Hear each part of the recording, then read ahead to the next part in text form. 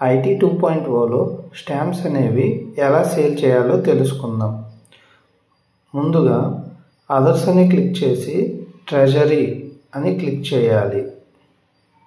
Treasury అని click చేసినాక కిందకి స్క్రోల్ చేస్తే స్టాంప్స్ అండ్ స్టేషనరీ అని వస్తుంది కదా, అది క్లిక్ చేయాలి.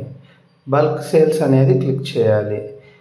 ఇక్కడ సెలెక్ట్ కేటగిరీ అనేది క్లిక్ చేసుకోవాలి. అది రెవెన్యూ స్టాంపా డెఫినిటివ్ స్టాంపా అనేది, నేను డెఫినిటివ్ స్టాంప్స్ అనేది చూసుకుంటున్నాను. దానికంటే ముందు మనకు ఎన్ని స్టాంప్స్ ఉన్నాయో కిందకి స్క్రోల్ చేస్తే చూసుకోవచ్చు.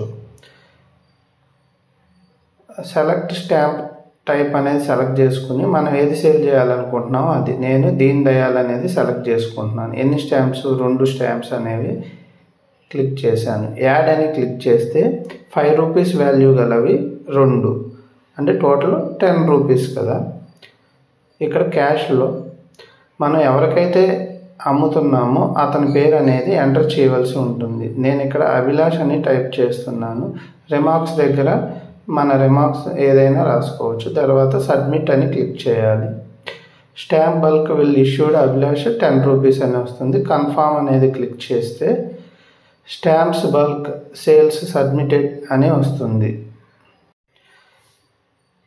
నెక్స్ట్ మరలా ట్రెజరీలోకి వెళ్ళి స్టాంప్ సేల్ చేసాం కదా, ఇది అప్రూవ్ చేయాలన్నమాట. అప్రూవ్ అని క్లిక్ చేయవలసి ఉంటుంది. అప్రూవ్ అని క్లిక్ చేసిన తర్వాత స్టాంప్ బల్క్ సేల్స్ అప్రూవ్ అని క్లిక్ చేయాలి. ఇక్కడ అమౌంట్ అనేది సేల్ అమౌంట్ 10 రూపీస్ అనేది మనకు కనబడుతుంది కదా, అది.